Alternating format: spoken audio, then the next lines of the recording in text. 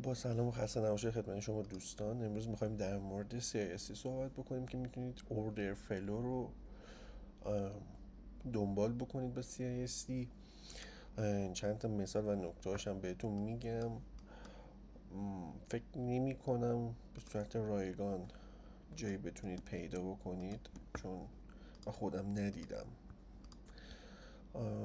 کسی هم بخواد پرایوت با ورداره، اول باید یک مطالب بیسیک رو بلد باشه که یکی از این مطالب بیسیک همین CISC هست که به قول معروف توی دورا میفروشن. به خاطر همین تصمیم گرفتم که رایگان اینو بذاریم توی یوتیوب، استفادهش هم ببرید. خب CISC Change in State of Delivery است. شما واسه این که در یک روند صعودی بخواید بای بزنید، نیاز دارید به حمایت اوپن کندل های نزولی. فرض کنید این اوپن کندل نزولیه، پس ما الان چیکار میتونیم بکنیم؟ اینکه قیمت ریزش کنه به اوپن کندل نزولی، در روند صعودی بخوره و حمایت شه و مجددا پلکانی درست بکنه و حرکت رو به بالاش انجام بده و همینطور میتونه به این قسمت برخوردش رو انجام بده. پس توی روند صعودی ما به دنبال اوپن کندل های نزولی هستیم. این یک. حالا اگه روندمون نزولی بود چی؟ نیازی که ما داریم به اوپن کندل های صعودی هست. پس ما داریم ریزش میکنیم. اوپن کندل های صعودی واسه اینه که قیمت بهش بخوره و حمایت شه واسه سل شدن مجددش. این میشه اوردر فلو، یکی از اوردر فلو. و مسئله که وجود داره که ما اصلا با شادو کاری نداریم، ما فقط با بادی کندل کار داریم. و مسئله بعدی که مربوط به تایم فریم ها میشه اینه که ما واسه CISC گرفتن حداقل نیاز به 2 کندل صعودی واسه سیل شدن داریم و واسه بای شدن هم حداقل نیاز به 2 تا کندل داریم که بخوایم بای بشیم. پس ما نیاز به موجهای صعودی و موجهای نزولی داریم. خب مسئله دیگه اینه که ما باید یه پریمیوم دیسکانت هم بکشیم که من اینجا بذارید خودم علامتش بزنم. یک -0.5 اضافه بکنم.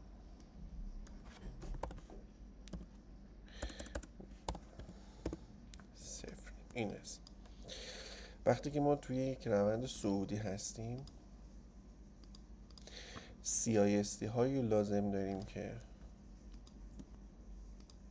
توی دیسکانت باشن واسه بای زدن. و زمانی که توی یک روند نزولی هستیم نیاز داریم که CISC های ما بالای 50% باشه. این CISC ها رو فیلتر میکنه، چون ممکن شما یه CISC اینجا داشته باشید، بعد استاپش هم اینجا باشه، استاپتون بخوره به CISC بالاترش. پس رسم پریمیوم دیسکانت واسه تون واجبه، حتما باید انجام بدید. مثالش اینجاست. حالا من واسه اینکه چشمتون به چارت عادت بکنه ویکو میذارم که شادو هم داشته باشیم. خب من الان بخوام یه پریمیوم دیسکانت بندازم، چرا اصلا از اینجا تا اینجا انداختم؟ ما اینجا یه هانتی داریم، بعد یه بریک آف استراکچر اینجا داریم و سوینگ لومون شکل گرفته. وقتی که کندل سوینگ لوش میسازه، من میام چیکار میکنم؟ پریمیوم دیسکانت هم میندازم. اوکی، الان بالای 50% من چیا دارم؟ یکی اینجا، دو اینجا، اوکی، سه اینجا. پس اینو شد CISD من.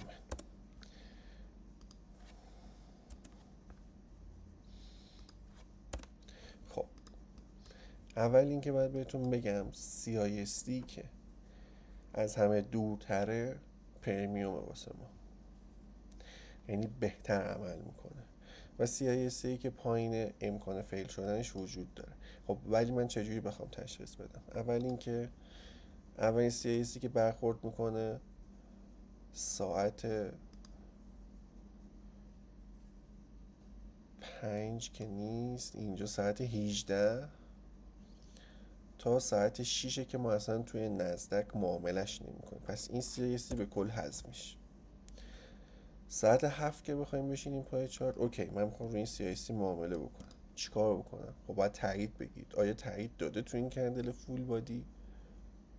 بریم توی 5 دقیقه نگاش بکنیم.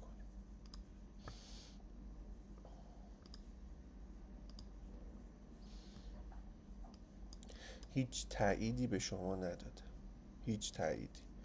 خب اوکی، مجدد اینجا چه تاییدی میتونی بهتون بده؟ IFVG.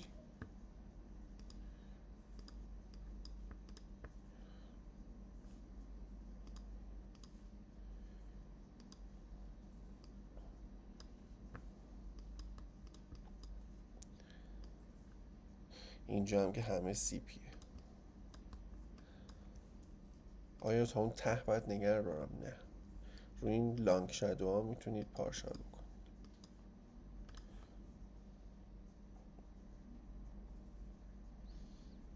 تمام.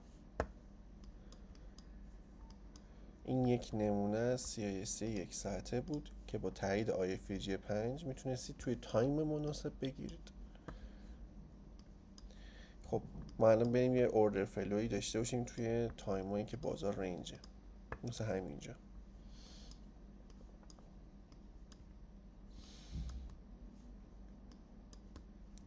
خب من میبینم قیمت اینجا یه هانتی داشته، اومده بریک استراکچرش انجام داده و رفته بالا. خب پس من میدونم اینجا میتونم یک لو داشته باشم واسه خودم. این لو من و قیمت همینجا میاد بالا میاد بالا، هیچ اصلاحی هم نداره. اینجا میاد یه بریک آف استراکچر واسه هم، پس این هم میشه های. اوکی، پس من الان میام دیسکانت پریمیوم هم میندازم. اینجا یک CISD دارم دیگه. کجا میتونم یک CISD داشته باشم؟ اینجا. اوکی، پس من این اضافه هم حذف کنم. تایمش سیلور بولت. اوکی، اینجا میتونم تایید بگیرم، میریم چکش بکنیم. اینجا تایمیه 14. توی نزدک توی ایندکس تایم بسیار مهمی هستش، یعنی ما لندن رو حذف میکنیم و PM سشن رو میذاریم جاش. الان بریم ببینیم اینجا استاپ میخوردیم یا نه. باز میریم مجدد تو 5 دقیقه. خب اوکی، اینجا چیزی واسه من ساخته IFVG؟ خیر. پس من اینجا FVG ندارم، IFVG هم ندارم بخوام بگیرم. بعد قیمت میاد پایین، این لویی که واسه من پروتکت نیست هنوز رو هانت میکنه، با FVG هانت میکنه و با FVG هم میره بالا. پس من اینجا یک IFVG دارم که بعد از IFVG شدن و ساخت FVG میتونم بای اینو بگیرم همینجا.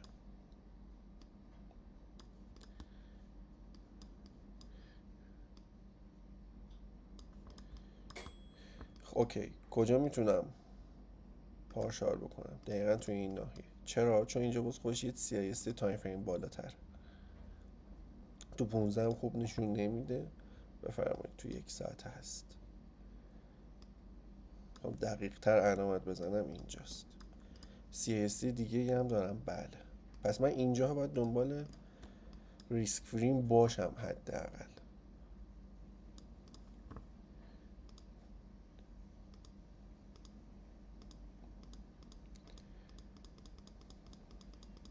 میبینید واکنشو.